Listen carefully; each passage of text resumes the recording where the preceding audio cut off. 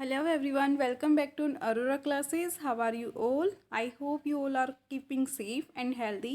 So आज हम discuss करने जा रहे हैं income elasticity of demand and types of income elasticity. So start करते हैं. What is income elasticity of demand? Income elasticity of demand shows how responsive the demand for a product is to change in real income. इससे पहले हमने पढ़ा था कि कैसे जो है एक प्राइस में चेंज होने से, कमोडिटी के प्राइस में चेंज होने से जो उसकी क्वांटिटी डिमांडेड होती है उसमें चेंज आता है. ठीक है. क्रॉस इलास्टिसिटी ऑफ डिमांड हमने पढ़ा था कि वाई कमोडिटी के प्राइस में जब चेंज आता है तो एक्स कमोडिटी की डिमांड में क्या चेंज आता है.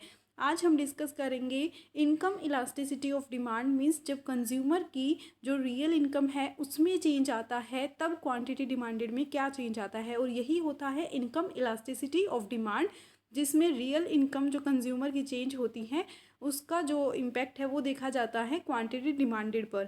फॉर्मूला क्या होता है इसके लिए? वाई से हम डिनोट करते हैं इनकम को. मीन्स इनकम को डिनोट करते हैं वाई से. यहाँ पे वाई ई डी क्या है? Income elasticity of demand. इसके लिए फॉर्मूला होता है percentage change in quantity demanded divided by percentage change in real income. Means real income में चेंज होने से क्वांटिटी डिमांडेड में कितना चेंज आता है. With income elasticity we distinguish between the following. इसमें देखिए आप कैसे देखोगे, गुड्स के भी हाफ पे आप देखते हो कि कैसे जो है इनकम इलास्टिसिटी रहती है डिमांड की. नॉर्मल गुड्स के लिए कैसी होती है? Positive income elasticity. मान लीजिए नॉर्मल गुड्स में कैसे आता है, जैसे ब्रेड, बटर, मिल्क, ये सब चीज़ें जो है आपकी नॉर्मल गुड्स में आ जाती हैं. और जब आपकी इनकम बढ़ती है तो आप क्या करोगे? उनको ज़्यादा कंज्यूम करना शुरू कर दोगे. पहले आप कम क्वांटिटी में ले रहे थे, अब आप उसको ज़्यादा ले सकते हो. लग्जरी गुड्स कैसी होती हैं? जो बहुत एक्सपेंसिव होती हैं, एक्सक्लूसिव होती हैं, वो आपकी जब इनकम कम थी तब आप उसको ले नहीं पा रहे थे. अब आप क्या करोगे कि आप उसको, जब आपकी इनकम इंक्रीज़ हो गई है तो आप उसको ख़रीद पाओगे. तो यहाँ पे इलास्टिसिटी कैसी होती है? पॉजिटिव होती है और ग्रेटर देन 1 भी होती है और पॉजिटिव 1 भी होती हैं.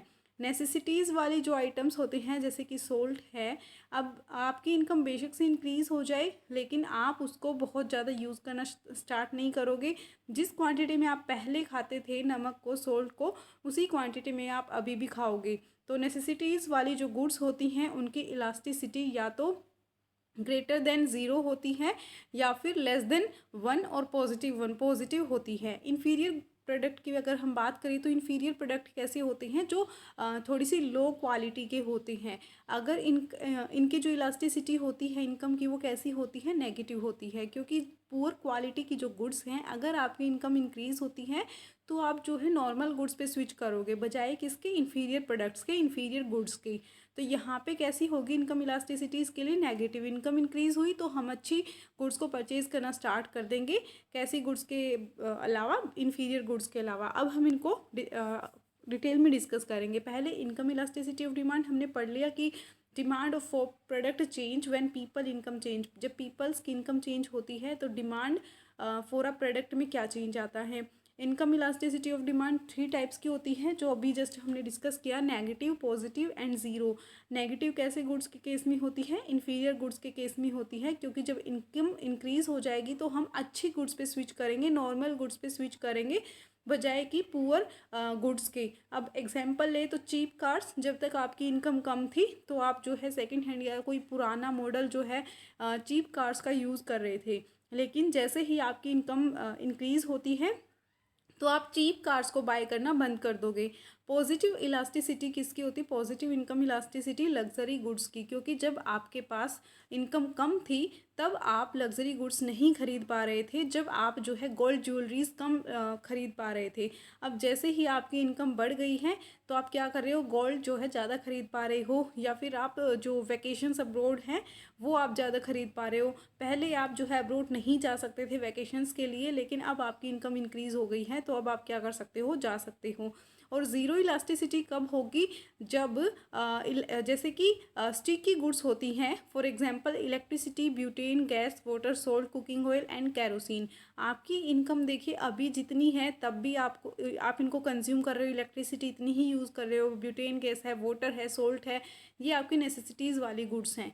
आपकी इनकम इंक्रीज़ भी होएगी तब भी आप उसको उतनी ही क्वान्टिटी में यूज़ करोगे या थोड़ा बहुत ऊपर नीचे होगा। बाकी इसमें क्या होता है कि पॉजिटिव इलास्टिसिटी नहीं होती है, ये नेगेटिव रहती है, आपकी इनकम का इस पर कोई असर नहीं पड़ेगा। अब जो है यहाँ पे 5 टाइप्स आपको दिए गए हैं, high elastic, unitary elastic, low elastic, zero and negative elastic. ये हम डिटेल में आगे डिस्कस कर लेंगे। पहले हैं high elastic.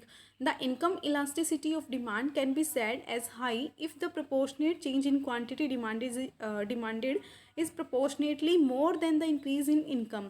देखिए आपकी इनकम मान लीजिए पहले जो है 50 थी, अब आपकी इनकम जो है वो 100 हो गई है, लेकिन आप क्या कर रहे हो, जो आपकी क्वांटिटी डिमांडेड है वो उसके कंपैरिजन में ज़्यादा बढ़ गई है।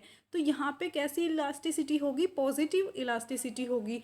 अब हम एग्जाम्पल के लिए देखिए, suppose the income of mister A is increased by 20%। जो मिस्टर ए है उसकी इनकम इंक्रीज हुई है 20% से, और उसकी जो क्वांटिटी डिमांडेड है वो चेंज हो गई है, इंक्रीज होकर 50%। मीन्स देखिए 20% नहीं हुई है, 50% हो गई, 30% ज़्यादा हो गई है उसके इनकम के चेंज से।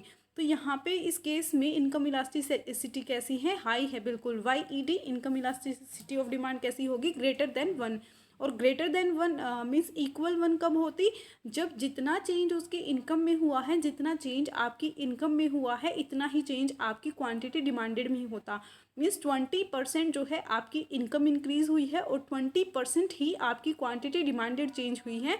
तो क्या होता, YED यानी कि income elasticity of demand is equal to 1 हो जाता। अब यहाँ पे इनकम आपकी 20% इंक्रीज हो रही है और क्वांटिटी डिमांडेड आपकी 50% इंक्रीज हो रही है। तो इस केस में क्या होगा, income elasticity of demand greater than 1 हो जाएगा।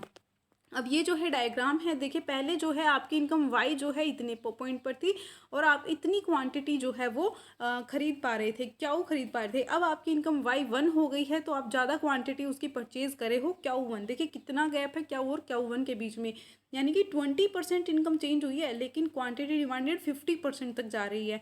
तो यहाँ पे कितना कैसा हो जाएगा, ये income elasticity of demand greater than 1 हो जाएगा।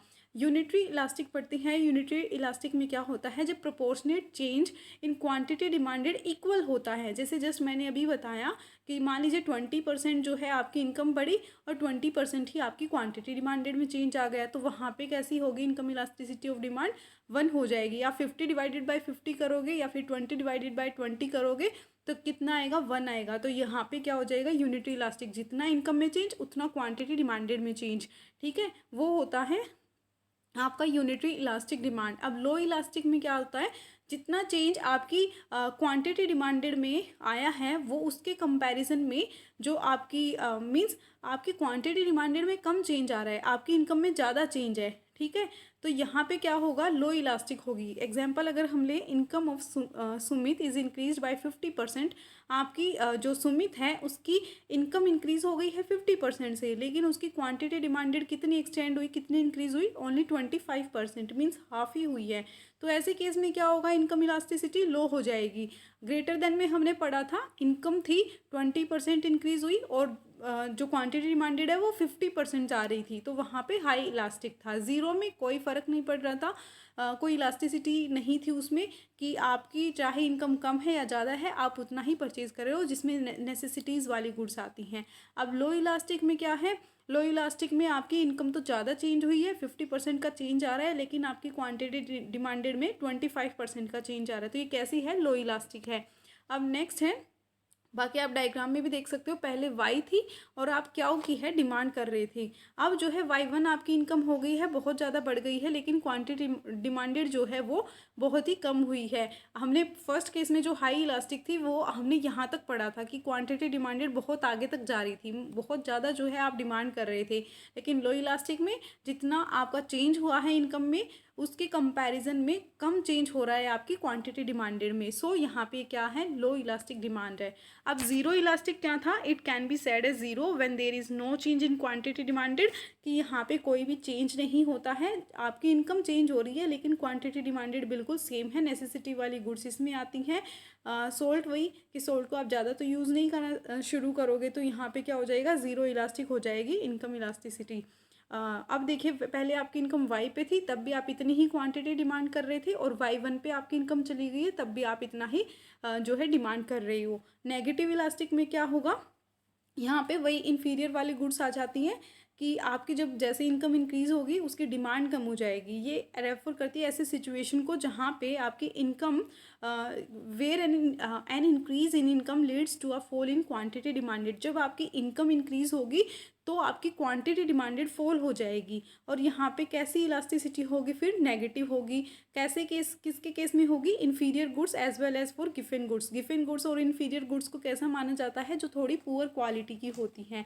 ठीक है। अब जैसे कि पहले आप क्या कर रहे थे, पहले आप ब्रेड जो है ब्रेड खाते थे, और जैसे ही आपकी इनकम इंक्रीज़ हुई तो आपने क्या किया कि चपाती पे स्विच कर लिया, या फिर कोई ऐसी थिंग्स जिसको आप पहले कंज्यूम कर रहे थे, लेकिन जैसे ही आपकी इनकम इंक्रीज़ हुई तो आपने उसको स्विच करके वो एक अच्छी गुड पे आप शिफ्ट कर गए। चीप कार्स का जैसे हमने एग्जांपल लिया था, पहले सेकेंड हैंड यूज्ड कार को यूज़ कर रहे थे, या फिर जो पुराना मॉडल था, पुरानी कार थी, आप उसको यूज़ करते थे, लेकिन जैसे ही आपकी इनकम इंक्रीज़ हुई आपने जो है नए मॉडल और जो नई अच्छी लग्जरी कार्स हैं उन पे स्विच कर लिया।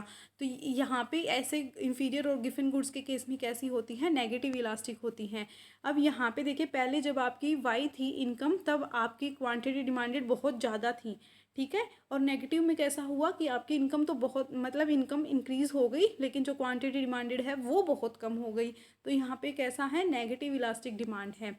एक बार हम ना फॉर्मूले भी देख लेते हैं। हम तीनों केसेस पढ़ चुके हैं। प्राइस इलास्टिसिटी ऑफ डिमांड, जिसमें प्राइस में चेंज होने से आपकी क्वांटिटी डिमांडेड में क्या चेंज आता है, और इनकम इलास्टिसिटी ऑफ डिमांड का फॉर्मूला है कि आपकी जो कंज्यूमर है या आपकी इनकम में चेंज होने से क्वांटिटी डिमांडेड में क्या चेंज आता है। और थर्ड वन भी हम पढ़ चुके हैं, cross elasticity of demand, price of delta price of goods Y, कि कितने परसेंट चेंज होने से गुड्स वाई में कितना परसेंट चेंज आता है क्वांटिटी डिमांडेड में एक्स गुड की, गुड्स एक्स। तो ये क्या है? Cross elasticity of demand. हम तीनों कवर कर चुके हैं, price elasticity, income elasticity and cross elasticity of demand. अगर आपको कोई भी डाउट हो तो आप जो है कमेंट सेक्शन में या टेलीग्राम पे हमसे पूछ सकते हैं।